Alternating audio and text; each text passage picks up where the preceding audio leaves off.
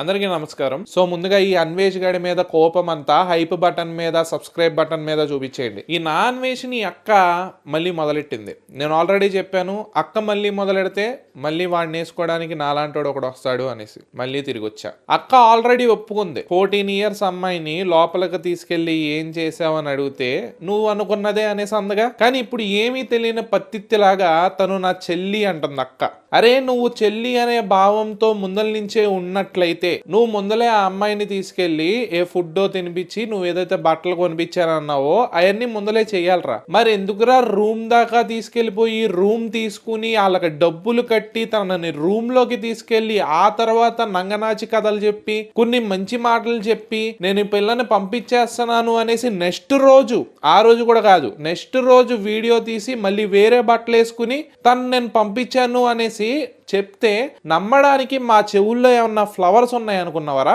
So వీడు అసలు ఏమంటున్నాడో ఒకసారి వీడియో చూపిస్తా చూడండి. 14 ఏళ్ళ అమ్మాయిని రేపు అంటున్నారు కదండి, ఆ అమ్మాయి నా చెల్లి అండి. చెల్లి అని ఆడియోలో చెప్పింది వేరు, ఇప్పుడు వీడు తనని చెల్లిగా పోర్ట్రే చేసుకుంటున్నాడు. రే బూతులు వస్తాయి. సో ఫస్ట్ ఈ వీడియో చూడండి. ఆడపిల్లలు వస్తే మన ఇంటికి బొట్టు చెర లేవు, ఇది బాగుంది, ఇది నచ్చింది అని అన్నది.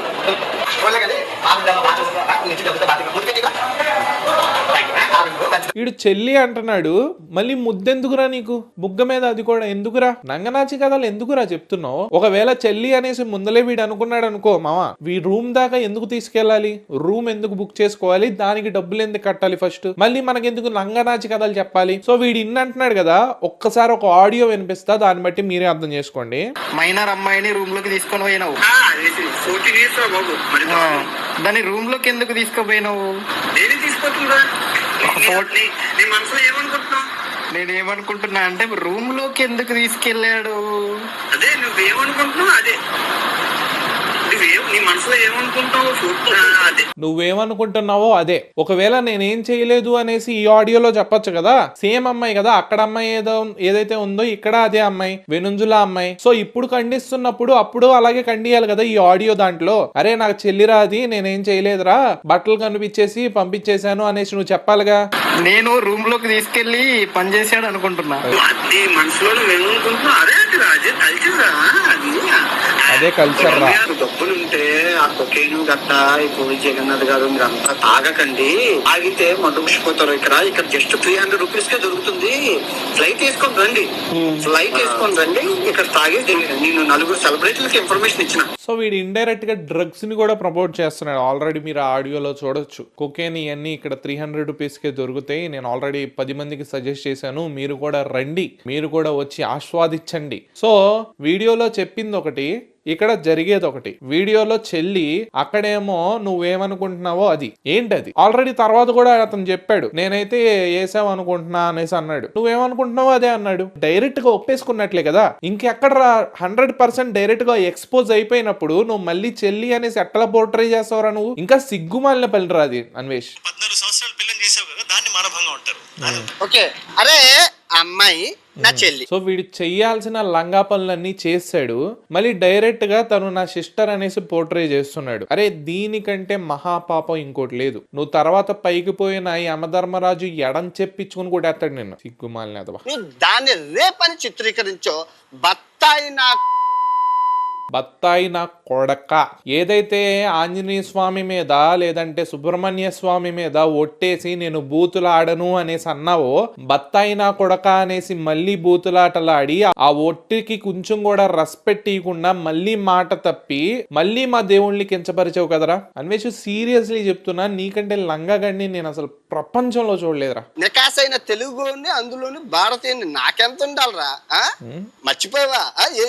ఈ డైనోసర్ అంట, ఈ డైనోసర్ అయితే చిన్న వార్నింగ్ ఒచ్చ పోసుకుని నువ్వు వెళ్ళిపోయావు. చిన్న వార్నింగ్కే పోసుకుని వీడియో డిలీట్ చేశాడు, తర్వాత వీడియో పెట్టాడు కదా, ఆ తర్వాత నువ్వేం పీకేవరా? అమ్మో ఎయిడ్యూడ్ మంచోడు, ఎయిడ్యూడ్ బంగారం, ఎయిడ్యూడ్ ఎలాంటి తప్పు చేయలేదు, ఎయిడ్యూడ్ చాలా మంచోడు, నేను అతని ఫ్యాన్ని అనేసి వాడిది నాకేసావే. అప్పుడేమైందిరా నీ మగతనం? అప్పుడేమైందిరా ఈ పౌరుషం? నేను నా అన్వేషణ అనేసి అంటున్నావు కదా, ఇప్పుడు గుర్తుకు రాలేదా? నీ పొగరేమైంది, నీ బలుపు ఏమైంది, నీ జీ బలుపు ఏమైంది, మొత్తం కిందకు రాలా? ఇప్పుడు సీతమ్మ తప్పు అయిపోయింది, నోరు క్షమించండి అన్నాను. నేను చేసింది తప్పే, చెప్పే క్రమంలో మాట దొరలింది, టంగ్ స్లిప్ అయింది, నన్ను క్షమించండి అని 10 వీడియోలో మొత్తుకున్నాను. ఎందుకు క్షమించాలరా నిన్ను? మా తల్లిని అన్నప్పుడు ఎందుకు క్షమించాలరా నిన్ను? మా దేశాన్ని తక్కువ చేసి మాట్లాడినప్పుడు నిన్నెందుకు క్షమించాలి? నువ్వు సారీ చెప్తే అయిపోద్ది అనుకున్నావా? నిన్నెందుకు క్షమించాలి? నీ అహంకారం ఇంకా దిగలేదు కదా. నేను నా అన్వేషణ, నేను ప్రపంచ యాత్రికుడిని, నాకు 7 కోట్లు 8 కోట్లు బ్యాంక్ బ్యాలెన్స్ ఉంది అన్నప్పుడు నీ అహంకారం ఎప్పుడు కిందకు రాలేదే. ఇండియాలో ఉన్న దేవాలయాలన్నీ చూపించాను, ప్రపంచంలో ఉన్న దేవాలయాలన్నీ చూపించాను, 130 దేశాలు తిరిగాను. రెస్పెక్ట్ ఇవ్వాలా లేదా? ఎవడికి ఇవ్వాలి? ఎవడికిరా ఇచ్చేది? నీకేంట్రా ఇచ్చేది రెస్పెక్ట్? ఒరే నువ్వు ఇండియా రారా, బాత్రూమ్లు క్లీన్ చేపిస్తారా నీతో? నువ్వు ఇండియా రారా, చెప్పులు దండేసి కొట్టి మొత్తం ఊరేగిస్తారా నిన్ను, గాడిద మీద ఊరేగిస్తారు నిన్ను. నువ్వు ఇండియా రారా, చిన్న పిల్లోడు కూడా తన ఎడం చెప్పేసుకుని టపా టపా పీగుతాడరా నిన్ను. ఏంట్రా నీకు ఇచ్చేది రెస్పెక్ట్? బత్తాయి కాదు, ఆరెంజ్ కలర్ కాదు, ఏయో కలర్స్ డిఫరెన్స్ చెప్తున్నావు కదా. ఒరే నువ్వు తమ్నెల్లో ఏం పెట్టావురా? ఇక్కడ ఏంటి తమ్నెల్లో? ఆరెంజ్ కాదా ఇది తమ్నెల్లో? కిందేంటి బత్తాయిల కోసం అనేసి పెట్టావు, కింద 2 ఆరెంజ్లను పెట్టావు. అది కాషాయం రంగు కాదా? అది సాఫ్రాన్ రంగు కాదా? లాజిక్స్ మాట్లాడు మాకు అర్మేష్, నీకంటే డబల్ లాజిక్స్ మాట్లాడతాను నేను. అదే జై శ్రీరామ్, అదే బత్తాయి, అదే ఆంజనేయ స్వామి, అదే సీతమ్మ, అదే మతం మీద అలా తీసుకెళ్తూ ఉంటారా మీ బతుకులంతా? మేం జై శ్రీరామ్ అంటే మాలో స్పిరిచువాలిటీ పెరిగిద్ది, మాకెందుకో ఒక ధైర్యం వస్తుంది. ఆంజనేయ స్వామిని తలుచుకుంటే ఏదైనా చేయగలం అనే బిలీఫ్ మాది. బట్ మా వాల్యూస్ ఎప్పుడు మారవు. మేము భారతదేశంలో పుట్టాం, మేము మా హిందూ దేవుళ్ళు దేవతలకి రెస్పెక్ట్ ఇస్తూనే ఉంటాం, వాళ్ళని మొక్కుతానే ఉంటాం. అది మా బిలీఫ్, మా ఇష్టం. నువ్వెవడరా చెప్పడానికి? ఎల్కేనా కొడక. మంది కుక్కలు అడుస్తున్నా త్వరకొట్టి ఇంకా మీసం ఎలాస్తున్నారు చూడు. రీసెంట్ గా రే బాబు నన్ను క్షమించండిరా, నన్ను వదిలేయండిరా అని దన్నం పెట్టి మరి సారీ చెప్పింది. ఎరా కుక్క, అప్పుడేమైందిరా నీది ఈ రోషం? ఏమైందిరా? ఎరా ఎయిడ్యూడ్ చాలా మంచోడు అని వీడియో పెట్టినప్పుడు నీ పౌరుషం ఏమైందిరా? థాయిలాండ్ కబోర్డ్ లో వదిలేసి వచ్చావా?